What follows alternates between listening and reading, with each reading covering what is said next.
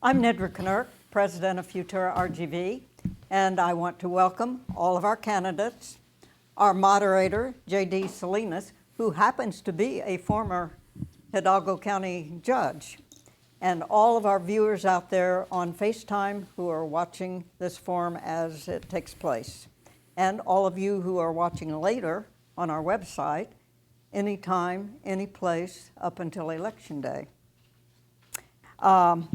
On this Martin Luther King Day, Futura RGV hopes to educate and inform all of our voters in Hidalgo County on the issues of Hidalgo County governance and the importance of your vote in determining the direction that Hidalgo County will go. And we want to help you know who a leader is who can take Hidalgo County in that direction.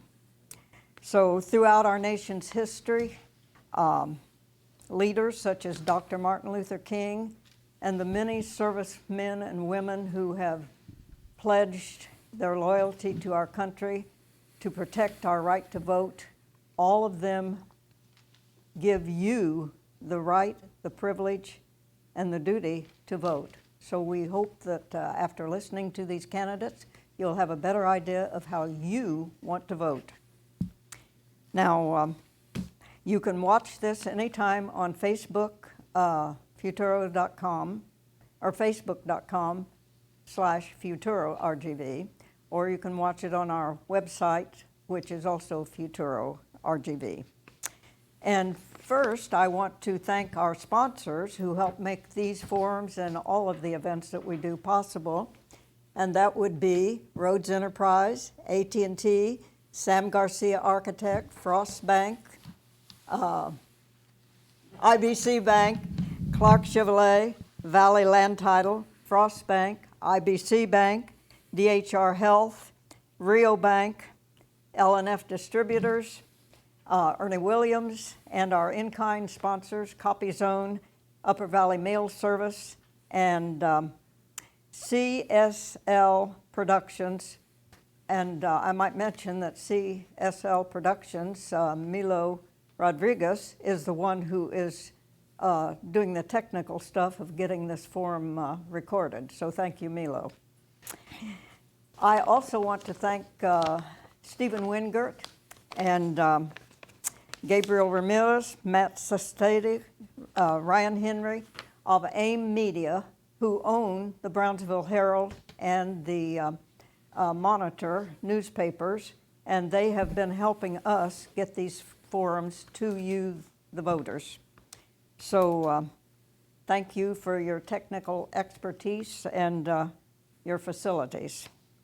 Now, I would like to say that the Futura RGV candidate forums aim to educate and inform our Hidalgo County voters on the Hidalgo County issues, as I said, and it's concerned with the governance of Hidalgo County and how you, the candidates, would lead to address these issues.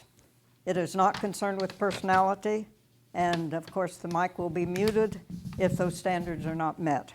So at that, I'd like to turn this over to J.D. Salinas, and you are on, J.D. Thank you, Dr. Knurk, and thank you for Futuro RGV for hosting this series of debates and forums so we can discuss in South Texas what's important in the future of Texas. I'm going to introduce our candidates first by way of the ballot order. Ms. Norma Ramirez is first on the ballot. Judge Richard Cortez is second on the ballot, and Tanya, you're third on the ballot. So that's the way we're going to go ahead and start. Ms. Ramirez, you'll be third, but you'll be taking the third question first. So that's the way we're going to rotate. So you've been given the rules. We appreciate your time, and we'll get started with some questions. The first question, you have 1.5 minutes to answer. Besides the people in our community, what do you see as Hidalgo County's single biggest asset and our single greatest concern? And how would you lead to address this concern? Ms. Ramirez. One of our biggest assets in this county is our bridges. This is the only place in the world where we have agriculture on both sides of the border and transportation that can easily flow within a few hours from one country to another. And that in itself should make a significant impact, but we must change the perception of the rest of our country. We can demand, we can advocate to try to keep our bridges open 24 hours. With the shortages that we have, both in infrastructure, in trucking, and also in truck drivers, we should not allow them to wait on either side of the border, because as well as we import, we also export. One of my biggest concerns in this county is taxes. The amount of foreclosures that we have and the amount of taxes that the constituents are having to pay is unrealistic for a county that has such a high poverty level. So my concern is with the high rising of property tax, with the high rising of property values, that even if we don't raise our tax rate, the taxes will automatically increase. Thank you. Ms. Ramirez. Judge Cortez? Sure. Well, I want to start by thanking Tutor RGV for giving us this opportunity to give you the information we have. I believe the biggest assets that Hidalgo County has is our educational institutions, UTRGV, South Texas College, Texas A&M. As you know, we have a very high percentage of people in poverty, and one of the ways, the best way to help people in poverty is to give them, create human capital with them. And access to education has been the route for many of us to escape poverty. So I believe those are our biggest assets. We've already talked about the high incidence of poverty that we have here in Hidalgo County. You know, in 2018, it was reported to me that we had 27% of our children were food insecure. 2 years later, in 2020, that number grew to 37% of food insecurity. Also, 15% of our senior citizens are food insecure. So those are big problems, big concerns. So to me, solving poverty is very important. How I approach doing that, unfortunately, this last 2 years were very challenging for all of us because of this COVID situation. But we started what we call a Prosperity Task Force. This Prosperity Task Force is made primarily of academia people from UTRGV and some of our staff here. And we received a grant under the AmeriCorps Vista program to help us fight poverty. I'll give you more details later. I've run out of time. Thank you. Thank you, Judge Cortez. Ms. Tanya Ramirez? Yes. First of all, thank you to Futuro RGV for giving us the opportunity to come and speak and present what we got to offer for the county. Thank you. First of all, yes, I think our biggest asset is definitely that we are a border, and not just a border, but we're one of the fastest growing economies, not just in the state of Texas, but across the country. And that's something that we need to take advantage of, and that could lead us to potentially ending some of the biggest issues that we have in our county, which is our poverty, the lack of jobs that we have down here in our county. And also, one of the biggest problems that we have is that we don't work together. We need to start working together as a county, and not just our county, but working with the surrounding counties, and we need to start acting as a region to make this region one of the strongest regions in the state of Texas. Now, one of the things that we lack the most is definitely job opportunity, and without having better job opportunities, we can never solve the poverty issue that we have. We are one of the most expensive counties in Texas, if not one of the top property rates that there is. And however, we're on the bottom of the barrel when it comes to poverty. So we need to start acting quickly, and we need to focus on job creation, and of course, and growing our educational system. Thank you. Thank you. Now, the rest of the questions, as we move forward, you're going to have a minute to answer. So You answered the first question first. Ms. Ramirez, we'll start with Judge Cortez. Hidalgo County is not on an island and needs to team with variety of partners to move the county forward. What is your approach to building coalitions of various interests to increase the prosperity of the county? Well, that's an everyday job, and you're right. We have a region here that's made up of basically four counties, and we are working together. We combined with our MPOs, all of the 3 MPOs that were listed here. We're getting closer every day to developing a regional plan. I think it's just a combination of a desire to do that and time and effort to put behind it. One of the things that we continue to do is to try to bring more investment to our international bridges and more investment to the infrastructure. We need that investment to continue to produce, the investments that we need to create the jobs that our people need. I was very proud of the way that we all worked together when we had this COVID situation. I saw the county, cities, schools, volunteers work together for one purpose only, and that was to save lives. Thank you. Ms. Ramirez? Can you repeat the question, please? Sure. So Hidalgo County is not by itself. So what approach would you take to building coalitions of various interests to increase the prosperity of the county? Well, I think we need to increase our communication efforts with the surrounding counties as well as within our cities. One of the biggest issues that we have is that we don't listen to each other. And we need to listen and respect each other in a manner that will make us grow as a region. As I mentioned in my opening, we're a border, we have such a great potential, and we need to start exploiting that. And the only way that we're going to do that is by listening, respecting each other, and working together. Now, it has been going now. It's been going on. However, it's not going at the rate that we're supposed to be going. We need to start working smarter, and we need to start working faster. Thank you. Thank you. And I'm being reminded, I encourage you to take off your mask when you speak because it's hard to hear for our listeners. Ms. Ramirez, Ms. Norma Ramirez, do you want me to repeat the question? Please. Okay. Hidalgo County is not on an island, so we try to work as a region usually. What is your approach to building coalitions of various interests to increase our prosperity in Hidalgo County? The first and foremost thing, it's extremely important, is that we start by changing the perception nationwide and beyond. I have a produce company, multi-million-dollar company, and I deal with a lot of people from Mexico and in the U.S. I deal with people from New York, Ohio, Washington, Michigan, Minneapolis, Minnesota.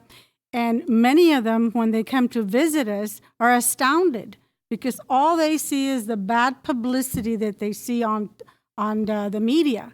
So the perception, if we're going to bring in investment, must change, and we must start doing that very rapidly. And I've been in the business for a long time, and the perception has been there for a long time. The second thing that we must do is we must cut taxes. If we want businesses to come down and invest, they will look at the tax rate. So those two go hand in hand. We must work with our border counties because we have a lot in common, and so those things are important. Thank you, Ms. Ramirez. Ms. Tanya Ramirez, the next question will go first to you. Today is MLK, as Dr. Knirk said, and I think it's important that we talk about the voting laws. As county judge, you'd be on the Elections Commission for the Hidalgo County. So let's talk a little bit about elections, right?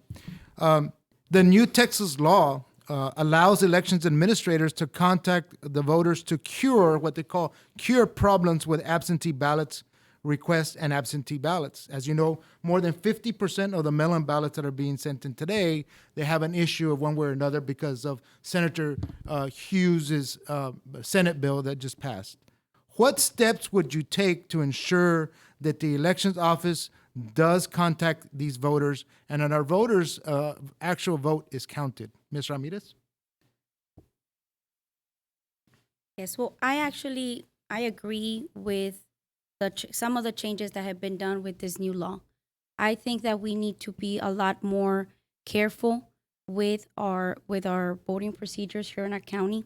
Actually, just we have right now a race going on in District 4, and there are a lot of things that should not be going on, especially with the mailing ballots.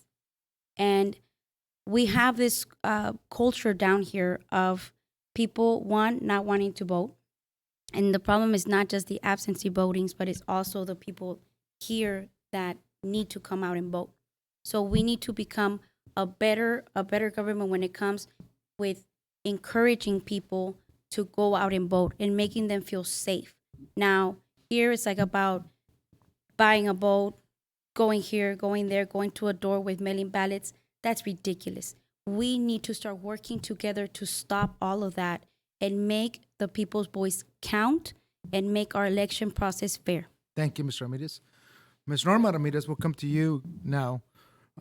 The new Texas law allows elections administrators to contact the voters to cure the problems of the absentee ballot request. What steps would you take to ensure that the elections office does contact these voters? We have a lot of steps in place, and I think they just need to adhere with what we have. Elections should be fair, by all means. That's exactly what, the democratic way is. However, we are living in a community where a lot of elderly and just a lot of people don't have the means of transportation. So we've got to come to a solution as to what is fair and what is not. It is not fair to not allow somebody to vote by mail because we've decided that, we have some kind of paranoia. We've got to make sure that the elections administrator does their job by making sure that those ballots that are being turned in are true, the true ballots, and that the people that asked and requested the ballots are awarded one. Elections should be easy. We should be promoting and helping people to come to the polls precisely because we do have such a low voter turnout. Thank you. Judge Cortez, a new Texas voting law allows elections administrator to contact the voters to cure the problems with absentee ballot requests and absentee ballots. What steps would you take to ensure that the elections office does contact these voters to cure them? Well, we already defined the problem, and the solution is put manpower behind it so we can empower the elections officer to have the necessary human resources to follow up on all the mail orders, of the mail ballots that are coming in. There has been abuse in the past, and I think we've taken some good precautions here locally in Hidalgo County with our elections administrator. But here is really a manpower program. I think the legislature has taken care of the legal side of enforcing a good adherence to a good proper mail-in ballot. Now we need the personnel to properly discharge those duties. Thank you. The first question, we're going down to you, Ms. Ramirez. Back to you. Yes, sir. Texas Proposition 2, passed by the state voters in November 2021, allows a county to issue bonds or notes to finance the development or redevelopment of transportation projects around the state and other infrastructures unproductive or underdeveloped or blighted areas. This financing tool, known as tax increment financing, previously only could be used by cities. Do you have any transportation or other projects in mind for Hidalgo County to use tax increment financing? If not, would you issue news release before early voting begins to let people know what projects you would be in favor for using this new tool? You always want to be the first to announce to the constituents what projects we have. And most definitely, we should take advantage of anything that would help our county, especially in this area. We've got a lot of colonias that do not have good roads, bad roads, and we've got a lot of areas where we should be doing these type of investments. But first and foremost, definitely, we must put things on the ballot and allow the constituents to be the ones that make those decisions. Otherwise, they will be left out of the decision-making process. So once again, if infrastructure is what we lack in this county, then we should take every single opportunity that we can to create, and especially because we have a lot of farming in this area. We've got, a lot of farmers that need to bring their goods into the cities and into the sheds and produce companies and so forth. So we must definitely take advantage of that system. Thank you. Judge Cortez, tax reinvestment zones can only be used by the city in the past, and allows Prop 2 passed by the voters in November 2021. Do you have any transportation or infrastructure projects in mind for Hidalgo County to use this TIF, what they call the TIF fund, to use this tool? And would you allow a news release before early voting begins to let people know what projects you're in favor of? Sure. Obviously, the MPO is in charge of all transportation for this area here, and all the projects that they have already identified, would need some form of financing. I think it's a matter of us having another tool to use in order to finance projects that are necessary. One of the problems we continue to have is flooding in our expressway between Mercedes and Wesco. I think that would be a good use of those funds. I believe that also having a east and west corridor going to the island to SpaceX will create also more economic development for our area. We were talking about regional projects. I think that would be another good use for those funds. I always welcome another tool to be able to finance infrastructure in our county. Thank you. Mr. Ramirez, the tax investment financing, you used to be able to use it in the city of McAllen. Now the county has that power. Do you have any transportation or other infrastructure projects in mind for Hidalgo County to use this tax increment financing? If not, would you issue a news release before early voting begins to let people know what projects you're in favor of? Now, I actually agree with the judge that this is just another tool in our toolbox of how we can finance for a particular project, especially when it comes to transportation. I think one of our biggest assets that we have now in our region is actually State Representative Terry Canales, who is the chairman of transportation for the state. And I think that's something that we need to explore. We need to create that relationship a lot stronger and work alongside him to try to get money from the state to come down for infrastructure. The other thing is we also have the infrastructure bill that was passed by the president that same thing. We need to first go and try to get as much money as we can from them before we start going and thinking of raising our taxes and going to the people. Now, obviously, I do believe that the people should have the final say on reference to the bonds, and I would release any projects that I do support. One of the most important one that I think is the loop. I think the loop is a project that's coming up, and that's going to be amazing for our county. Thank you. Judge Cortez, we'll start with you now on this next question. Speaking of infrastructure, which infrastructure issue are you most concerned about addressing in Hidalgo County, and what would you do to improve the infrastructure issue? Well, it's drainage. We all know that we live in the Delta, and we were able to receive $190 million in a bond sale that was approved by the taxpayers. That put us.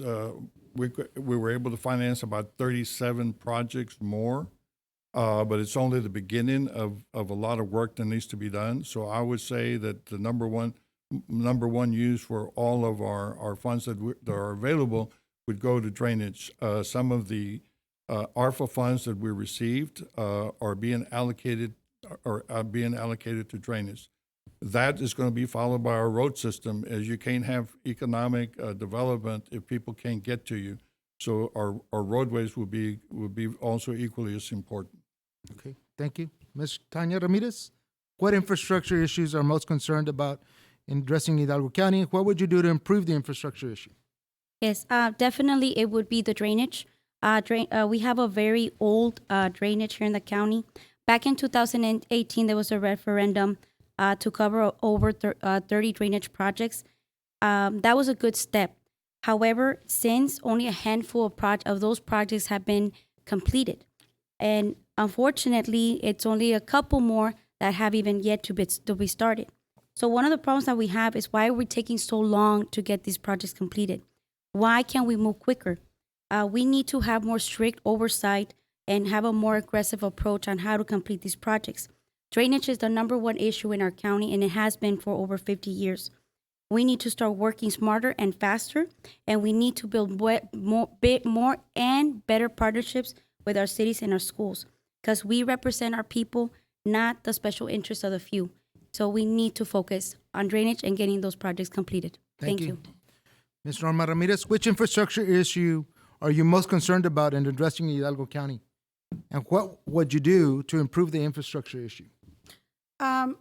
We do have a tremendous drainage problem. There's no question about that. And we've had it for a long time.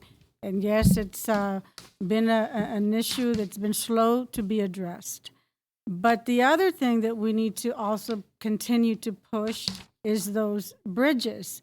People have got to get to those bridges and get those products out into the rest of the nation. With the pandemic, we've learned a lot.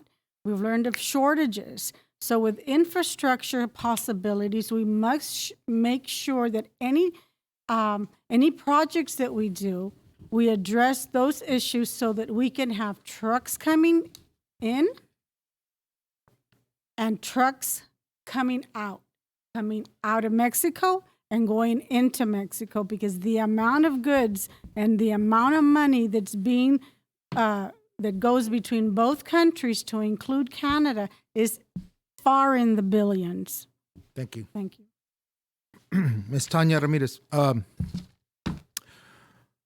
know for some years now, veterans have been working to try to get a veterans hospital. I know for one, several family members who are veterans, and I'm sure we all have them, travel to try to get some help. Do you believe that there's a need for a veterans hospital in Hidalgo County? If so, what could you do as county judge to bring a VA, a Veterans Administration presence or a hospital to Hidalgo County? I strongly believe that we do need a veterans hospital down here. I think we have a large population of veterans down here in the RGV, and it's so sad to see that they have to travel miles and miles to get to the nearest hospital. And one of the things that I would do is definitely work alongside with our veterans here, as well as with our state representatives and our Washington representatives, to advocate, to push to get a veterans hospital here. We need to take care of our veterans. It's so crucial that they gave everything for our country. And I think that's what they deserve. We need to give them back what they deserve, and they deserve to be taken care of. They deserve to have all the opportunity to get better health care here in our county, not have to travel. The other thing is our veteran services also we do need better services here in our county for our veterans, and we need to start working together to make that happen. Thank you, Ms. Ramirez. Ms. Norma Ramirez, do you believe there's a need for a veterans hospital in Hidalgo County? If so, what could you do as county judge to bring sure that we have a veterans hospital in Hidalgo County? Just recently, I met with a big group of veterans, the department head of Hidalgo County, Felix Rodriguez, who has publicly endorsed me because of this issue and many other issues. The issue of we have a hospital district, so it just, mind-boggling why we would not have a hospital for the veterans. It doesn't make sound sense that we have to travel 3 and 4 hours or go to Corpus or wait, because they do have outpatient now assistance, and wait for months so they can find a doctor who will take them. It's unfair. It's horrible. It should not be happening in our country for those that went and fought for our liberties, and we can all sit here today and enjoy them. We must make sure that we treat people with respect and dignity, especially when they fought for our livelihoods. Thank you, Ms. Ramirez. Judge Cortez, do you believe there's a need for a veterans hospital in Hidalgo County? If so, what could you do as county judge to bring a VA or veterans hospital to Hidalgo County? When issues like that are brought to my office, I have to seek expert opinions regarding that matter, because my opinion would only be a lay opinion. This issue has been debated many times over, and there's various opinions as to whether there's a need for a veterans hospital or not. I'm absolutely 100% supporter of veterans. My office prepared a resource guide for all veterans to make sure that they were fully aware of all the benefits that were for them. But the studies that I have seen and read said that if you have 15 veterans in this area needing hospitalization, 15 veterans is not enough critical mass to justify a sole hospital for that. They felt that it was better to put a section for veterans in a hospital as opposed to creating a new one because of the cost to administrate it. Thank you. Mr. Ramirez, we'll come back to you as the first one to answer this question. What do you feel is the most important qualifications for this position as county judge? And would you be a full-time county judge? I've lived in Hidalgo County my whole life. I understand business. I have built millions of dollars for companies, and I've been in lead executive positions. I was the executive vice president for Southwest Grain, who owned a 20,000-acre farm. They had elevators in Rio Grande, Ed Couch, Progreso, Hargill, and they bought Port Elevator Brownsville. I now own a multi-million-dollar produce company. So when you understand how business works and you understand how to create wealth and how to create employment and jobs opportunities and pay rate. In my industry, I pay the highest rates and I get called by other companies for how I pay my employees. I believe that that's where we start. Thank you. Thank you. Judge Cortez, what are your qualifications for this position of county judge? And would you be a full-time county judge? Well, I am your county judge, and I am a full-time county judge. And I believe that my professional training, my education, and my experience uniquely qualifies me for the job. You know, it's my responsibility as well as the responsibility of the 4 commissioners to really protect the financial well-being of the county. And at the same time, we need to make sure that our employees have proper pay and benefits, and at the same time, provide all the services that are mandated by the state of Texas. As you know, we're mandated to have a judicial system.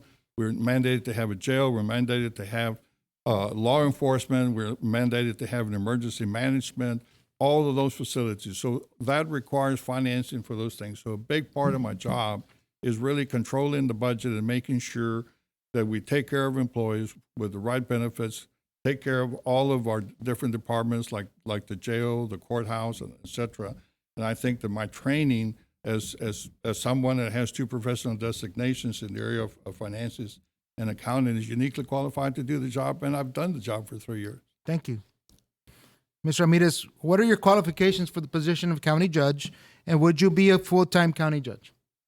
Yes, I would be a full-time county judge, and I think that position merits that because it's a over 12-hour job on a daily basis. I'm actually a really good team player. I like to be able to listen to other people and respect them, and I'm also willing to listen to other people's input in order to make our county grow and for us to work more efficiently. The other thing is, it's very important that the county judge surrounds himself with qualified individuals, not just political appointments. Now, the most important thing that we have in our county is our county employees. I've been a county employee myself, and I've been through the struggles that they have, and also we need to start listening to them as well. It's very important that we listen and take care of our county employees. Also, as an attorney, I bring that as well to the table. I've been practicing not just immigration, I practice real estate law, I practice criminal and family law, and I've also practiced in the courts, and I've been part of the jail. Thank you, Ms. Tanya Ramirez. Judge Cortez, it's January 1st, 2023. You've raised your right hand. You've gotten sworn in. What are the top 3 priorities as county judge as you continue your tenure in the next 4 years? I have 5 goals, basically. The first one is we need to become a healthier community. We have a lot of problems. There are people that are not healthy. We also need to attract outside investment. Jobs, the jobs that our people needed an employer, so we need to be very good at attracting outside investment. We have to provide exceptional services to our citizens. I mean, we're the 8th most populous county in Texas, and we're growing rapidly. So our ability to provide exceptional services will be very, very important to me. We also need to continue with our drainage projects. As we all noted today, that's a big problem. But the biggest problem that I see is we have a very high percentage of people in poverty, and we need to reduce that level of poverty. And also, we need to create long-lasting partnerships with our cities and our schools. We've learned that working together makes us better. So to me, that is going to be a big goal for the county in this coming year. It has been and will continue to be. Thank you. Ms. Ramirez, Tanya, January 1st, 2023, you've been sworn in as county judge, Hidalgo County. What is your top 3 priorities for 4 years of your term? Yes, well, first of all, it would definitely be to bring everybody to the table, be inclusive, and we can bring all of our mayors and our commissioners and come together so we can be the Hidalgo County team. We can be a team and work together and listen to each other and be respectful of each other as well. That's one of my top priorities on day one, to try to get everybody together and organized so we can start thinking as a team. The other thing is we do need, as I mentioned before, more oversight on how we're spending our county money, especially when it comes to the drainage projects that we've been talking about. We need to work faster and we need to work smarter when it comes to all of that, because we need to spend our money correctly and efficiently. The other thing is job creation. Our biggest issue is poverty, and how can we get people out of poverty if we don't have good, adequate jobs here in our county, and also better education opportunities. One of the things I want to do is move forward with the Job Corps. Thank you. Ms. Ramirez, you've been sworn in January 1st, 2023. You're looking at your next commissioner's court with your county commissioners. What are your top 3 priorities for your 4-year term? The first and foremost is I would definitely call all the mayors for a briefing as to what their needs would be. I would call all school board members for the same reason. We would also create an analytical committee for drainage with all the county commissioners on the board, all the county commissioners being as part of that board, so that I could get briefed as to what the drainage issues that each one had. Of course, we would have to immediately look at the tax situation to alleviate also some of the flooding. So that is part of the drainage committee. But also, I would immediately put an audit, a human audit, and I would freeze promotions, hiring, and firings for 30 days until I was able to take control of the situation. It is a very sad situation in this county when you cannot represent who you want to be elected because of the kind of punishment that you receive from some of the elected officials. Thank you. Thank you. So each one of you have talked about Hidalgo County and addressing poverty. Ms. Tanya Ramirez, how would you address poverty in Hidalgo County as county judge? You said that.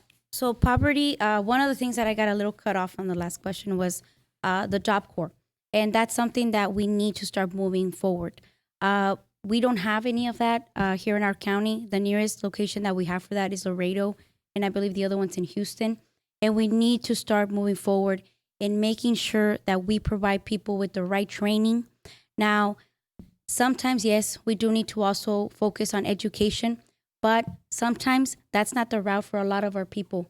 A lot of people here in our county. Some people, they don't want to go to college, but that's okay. You know, what we can do is we can help those people get a high school diploma, get efficient job training. We need to focus on that, because the only way that we're going to get out of this poverty rates is by education and job training. And we need to move forward with that. Thank you. Ms. Ramirez, how would you address poverty in Hidalgo County as county judge? What would your plans be? First and foremost, we can educate, we can train, but if we don't have jobs for them, it doesn't make any difference. They will have to leave our community, they will have to leave our county to go find jobs. So the first thing we have to do is start creating jobs by bringing in investors into this county. And with the tax rate that we have, they were not going to be interested. With the perception that the rest of the nation has of us, they will not be interested in bringing their plants and corporations down here. So we must start by creating jobs. The other thing is we must start with affordable housing. With the skyrocketing property values, there will be people that will lose their homes and become renters. I ran into a lady in La Jolla that said she had been on a waiting list for 3 years and couldn't get affordable housing. So we need to create jobs. Thank you. Judge Cortez, how will you address the poverty issue in Hidalgo County? We've already started. We formed, as I said before, the Prosperity Task Force, which is made mostly of academic people plus our own county staff that deals with those issues. We came up with the idea to file for a grant for the VISTA program, which is a program that's supported by the Corporation for National and Community Service. It started by President John Kennedy. We were very lucky that we received a $360,000 grant per year for 3 years. What we do is we will come up with a youth corps. This youth corps is designed to come in and go into the different areas and meet the people and make an assessment so we can come up with a program to help us with a very complex issue. They look at economic opportunity, food security, access to health care, and the school readiness. As you know, many of our children here speak 2 languages, so preparing them for school would be very important. I'm very proud of this initiative that we started. It's going to bring huge dividends to us. Thank you. Ms. Norma Ramirez, on January 7th, the McAllen Monitor put out information on what they thought the local governments should use the ARPA funds for, and specifically for the digital divide. What are your plans for bridging the digital divide in Hidalgo County with regard to infrastructure legislation funding being funneled through Austin and through DC? Do you favor a strategy that emphasizes a government-led build-out or a public-private partnership? I think that always when you can allow the public and the private sector, it usually creates more competition, and that's usually healthier, and it allows people to be more efficient. Not always, but in most instances it does. So most definitely, I would encourage a private-public type of opportunities working together and creating wealth and creating efficiency is very important. We've been blessed with these funds, and we must make sure that we work with them through the private and public sector. Thank you. Judge Cortez, you may have read January 7th, the McAllen Monitor put out how local governments should use the ARPA funds and suggested public-private partnerships for the digital divide in Hidalgo County. What are your plans for bridging the digital divide in Hidalgo County with regard to infrastructure legislation funding being funneled through Austin and Washington, D.C.? Do you favor a strategy that emphasizes government-led build-out or a public-private partnership? We need a private public partnership as we've done in the past. We have already invested $20 million with the CARES Act fund because we knew how important that issue was here. The question now is that school districts and other cities have received the same funds that we have. So it's a question of what is the most fair and equitable way of distributing the cost to the different people that are involved in that partnership. But as far as the need to do it and the willingness to do it, I'm all for it. Thank you. Ms. Tanya Ramirez, you saw on January 7th, the McAllen Monitor talked about public-private partnerships and for ARPA funds and local government to use properly. What are your plans for bridging the digital divide in Hidalgo County with regards to infrastructure legislation funding being funneled through Austin and through DC, which is the ARPA funds, do you favor a strategy that emphasizes a government-led build-out or a public-private partnership? I would actually go for a government-led initiative, mostly because Wi-Fi has become an essential need for every single person in our country. A lot of our kids, they cannot do their homework. They cannot do it. They cannot, and some people can't do their jobs without the use of the internet. So I strongly believe that when it comes to such an essential need in our community, it must be a government-led initiative. Now, also in the city of McAllen, we stopped. Said stop. No, keep going. Oh, it's Keep okay. going. I'm Keep sorry. going. I was like, that was quick. I'm so sorry. See, I'm sticking with the rules. Okay. So in the city of McAllen, actually, once we got, we covered most of the city with Wi-Fi with COVID funding, and I think that was an amazing initiative, and I believe that we should do that countywide. Now, the county did also receive some funding for that. However, they were very slow in the implementation of the Wi-Fi, especially in the rural areas. So I believe that so we can provide this essential need, it has to be government-led. Thank you. Judge Cortez, March 2nd comes around after Election Day, March 1st, and unfortunately, you're not the winner of the primary. As you know, we have a Republican primary. Let's say there isn't a runoff, or there is, or after the runoff, you're not the primary winner of the Democratic election. Do you commit to support and campaign for the eventual nominee of your party? Yes, sir. Thank you, Judge. Ms. Ramirez, let's say that you get into a runoff or on March 2nd, you wake up and unfortunately you're not the primary winner. Do you commit to support and campaign for the eventual nominee of your party? Oh, of course. I'm a strong Democrat. Yes. Thank you. Ms. Ramirez, you're not the winner of the county judge primary for the Democratic Party. As you know, there is a Republican primary. Do you commit to support and campaign for the eventual nominee of your party? Absolutely. I think that I'm the only one on this forum that can say that I've never voted Republican. I have never publicly endorsed a Republican while we had a Democratic candidate on the ballot. So I think the record would speak for itself, and I would most definitely support my opponent, whoever that may be, in November. Thank you. Ms. Tanya Ramirez, this will be our last question before we go into closing remarks. What role do you believe the county judge plays in immigration debate, and how would you involve yourself in that debate?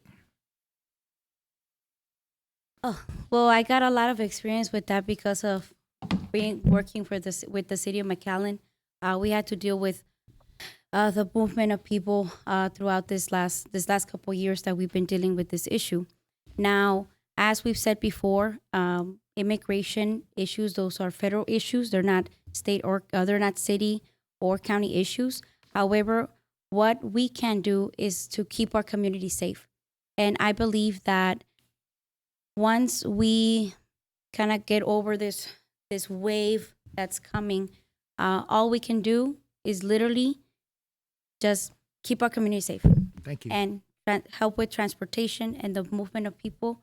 And that's something that we need to focus on, which is what we've been doing. Thank you. Thank you. Ms. Norma Ramirez, what role do you believe the county judge plays in immigration debate, and how would you involve yourself in that debate? It's an issue that is federally a federal issue, and if we want to change that, we've got to change the law. You know, I hear a lot of talks, but I don't see anybody talking about changing the law. Therefore, we must comply. But what I would do is I would start demanding that our governor reimburse this county for all expenditures having to do with the immigration situation, to include the county jail when we have to hold these people there, because those are large sums of money that we're having to dish out, and we're not being reimbursed by our federal government. So our governor needs to participate and demand that those funds get trickled down here. He's our voice. We must also, work with our legislators, all our state representatives and congressmen and senators to make sure that we get the funds we deserve. Thank you, Ms. Ramirez. Judge Cortez, what role do you believe the county judge plays in immigration debate, and how would you involve yourself in that debate? Well, I've already done it. As you know, we've had over 100,000 immigrants come through Hidalgo County. And it's even though the legality of immigrants coming is a federal issue, the county judge gets involved when it becomes a safety or a health issue as they're approaching us. We were very concerned that the federal government was not testing them for COVID, was releasing them, not knowing whether they had COVID or not. We felt that this would be a dangerous situation for our people, so we took control of that situation and created a safe place for us to be able to do that. If those immigrants are also coming through our properties and causing damage, to our property owners, we need to come in and enforce our laws and protect our property owners from that.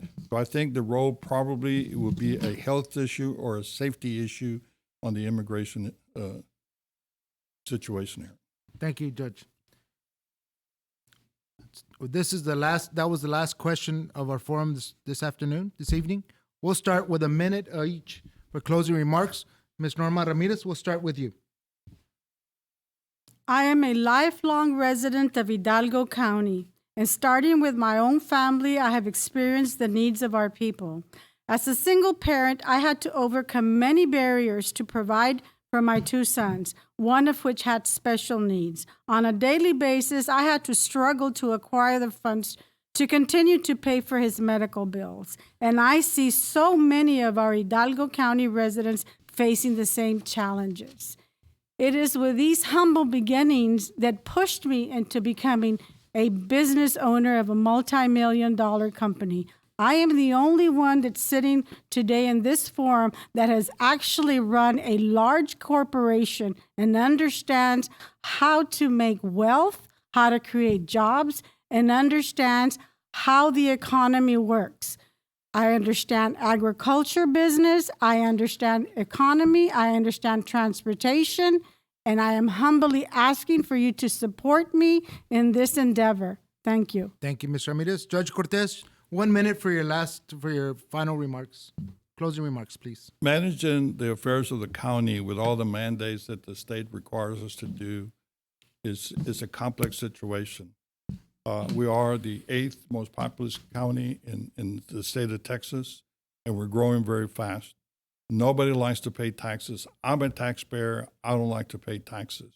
But when you have mandates that say you must have a judicial system, you must have a jail, you must have this, you must have that, we only have one source of funds, and that's ad valorem taxes that come from the taxpayers. In order for you to be able to manage the size of budget that we have, I believe that I'm uniquely qualified to do that because I hold 2 professional designations. I've also been a bank director for over 30 years that helps me make decisions that are financial in nature. I've received also sound education to help me understand the legalities of the business we do. And I'm humbly going to ask you for your continued support because I am your county judge. Thank you. And I'd like to do that for 4 more years. Thank you, Judge Cortez. Councilwoman Tanya Ramirez, your closing remarks. Thank you. I am Tanya, and I'm an attorney, and I'm an elected official in one of the largest cities in South Texas. And I am running for one simple reason. I care about our county and our people. I was born and raised here in the RGV. I am a first-generation American, and I was the first in my family to become an attorney. I don't pretend to be someone I'm not. I'm just simply Tanya. I was raised to believe in opportunity, and I was raised to stand up for what is right. And what is going on in our county is wrong.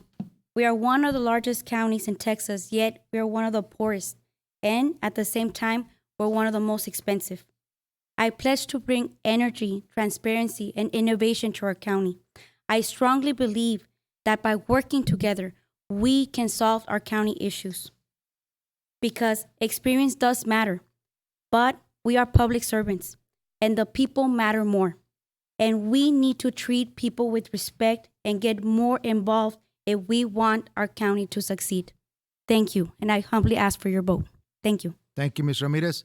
That concludes our forum this evening. Chairwoman Norma Ramirez, thank you for being here. Judge Cortez, thank you for being here. And Councilwoman Tanya Ramirez, thank you for being here. Dr. Knurk, thanks for putting this together, and thanks for having me. Well, I want to thank all of our candidates, our judge, J.D. Salinas, former judge, as moderator, and I want to thank all of those who are listening on our FaceTime Facebook page and who will be watching on our website. I think that we are holding a number of forums, and I gave all of you up here a brochure. At the federal level, we have forums in Congressional District 15, 34, and 37. We have state forums on Texas Senate District 27, Texas House District 37, and the State Board of Education number 2.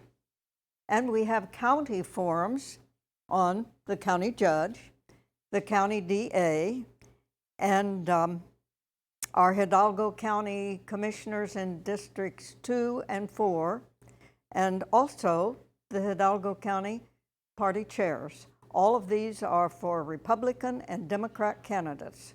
So tune in and find out what your candidates are saying, what they believe in, how they propose to lead to a bigger and better future for all of us in the RGV. Now, I want to call upon one of our future RGV board members, who also happens to be a lawyer, Lauren McLeish. You have some special information on how this mail-in ballot and maybe some other election things, and you're going to have to use this mic, I think. Milo, is that right? Okay, well, let's use this mic then. So we forgot to think about that ahead of time. Oh, thank you.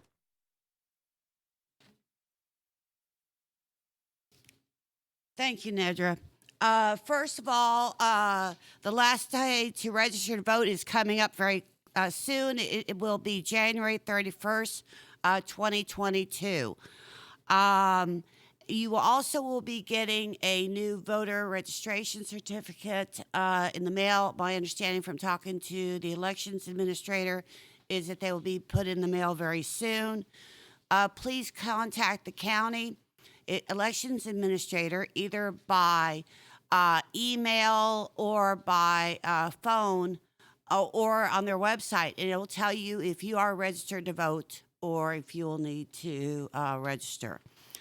There have been some concerns, and it was discussed here about some of the new laws regarding absentee or mail-in ballots.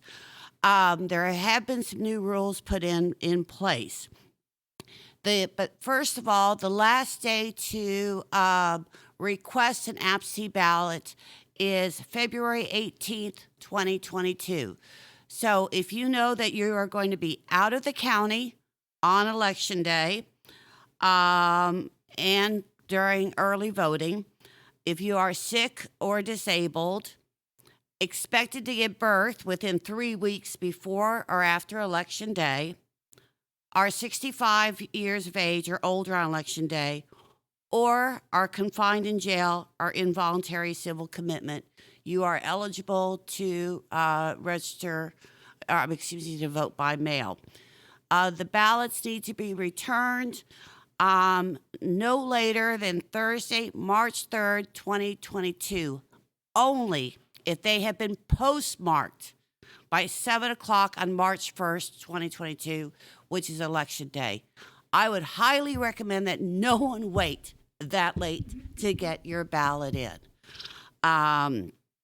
There is a new requirement that you will need to put your either the last 4 digits of your Social Security number or your driver's license number or your ID number on both the request and on the ballot envelope.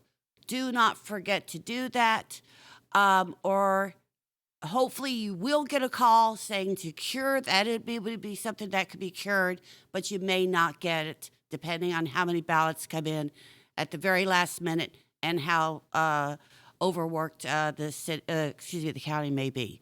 So good luck. Don't forget to vote. Thank you, Nidra.